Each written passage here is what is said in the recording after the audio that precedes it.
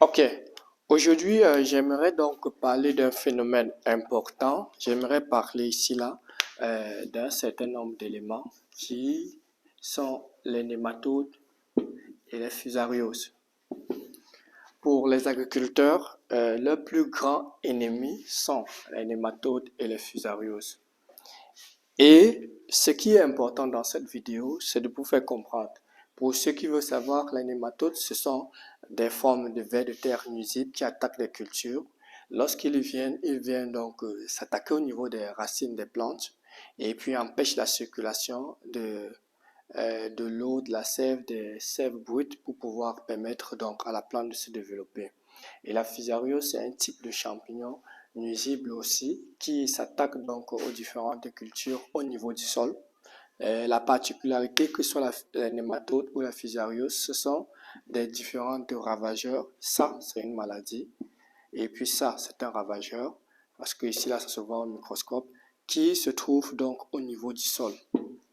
Et puis, ce qui est important, c'est que aujourd'hui, en agriculture conventionnelle, les gens ont toujours tendance à pouvoir savoir comment est-ce qu'il faut éliminer donc les nématodes ou la fusariose au niveau du sol. Ici, il est question de pouvoir, l'objectif de cette vidéo, c'est de ne pas parler de comment éliminer les nématodes ou les fusarioses parce que les nématodes et les fusarioses sont nos alliés. Je sais que dire ainsi, ça pourrait paraître bizarre, mais il faudrait déjà recontextualiser la chose et pouvoir savoir que les nématodes, pourquoi est-ce qu'ils se développent au niveau du sol? Lorsqu'on a les nématodes dans tous les sols, ils sont présents.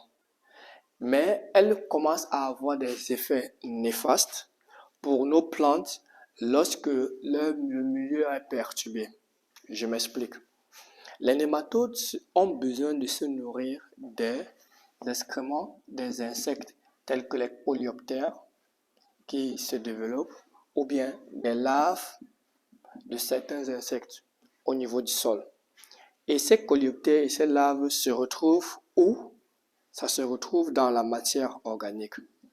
Lorsqu'on a un sol fertile, lorsqu'on a un sol qui maintient la fertilité et qui a donc toute cette interaction, parce qu'on a les macros et les micro-organismes qui se développent au niveau du sol, lorsque les nématodes ont de quoi manger, à partir donc des larves des insectes, et ces insectes se développent, donc se trouvent où? Se trouvent dans la matière organique, parce que ces insectes décomposent les êtres vivants, animaux et végétaux. Lorsque ces insectes décomposent ces êtres vivants pour former la matière organique, les nématodes se nourrissent donc des larves laissées par ceux-ci. Lorsqu'on vient avec des produits chimiques, des engrais chimiques qu'on va appliquer, on va éliminer les micro et les macro-organismes qui par ricochet vont aussi éliminer les insectes utiles au niveau du sol, ce qui va faire ce que les nématodes, comme ils se développent, ils se nourrissaient donc de ces différents éléments. Ce qui va se passer, c'est quoi? C'est que ces nématodes n'ayant donc pas quoi manger, une fois que vous allez mettre dans vos plantes, elles vont aller s'asphyxier, se nourrir au niveau de ces différents éléments. Les exemples que nous avons de nématodes, ce sont des champs de les plantations de bananiers planteurs. Lorsque vous faites un champ de bananiers planteurs, les nématodes se développent beaucoup parce que les bananes planteurs attirent cela. Mais si vous faites votre champ de bananiers planteurs ou de bananes douces, vous associez avec du mucuna. Le mucuna va créer donc un micro-environnement qui va permettre à ce que les feuilles de mucuna vont donc se décomposer et les nématodes auront de quoi se nourrir et ne vont jamais attaquer vos cultures. Ou encore, il y a d'autres personnes qui, lorsqu'ils associent les bananiers planteurs, ils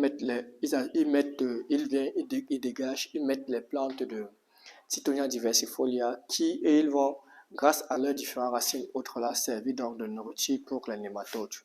Ce qui fait que, vu sur cet angle, en voyant donc le sol, en voyant la nature, comme un ensemble d'éléments interconnectés, en ce moment, les nématodes sont donc utiles pour l'environnement. Ils jouent un rôle parce qu'ils libèrent et se nourrissent donc des excréments laissés par les insectes parmi lesquels les coléoptères. Maintenant, quant à la fusariose, c'est le même principe. C'est un champignon nuisible qui est présent, mais qui, lorsque les micro-organismes utiles et bons pour la plante sont en abondance au niveau du sol, les fusarioses sont en termes de latence. Mais lorsqu'on vient avec des tracteurs, on retourne, on asphyxie, on tue les micro-organismes nuisibles. En ce moment-là, qu'est-ce qu'on fait?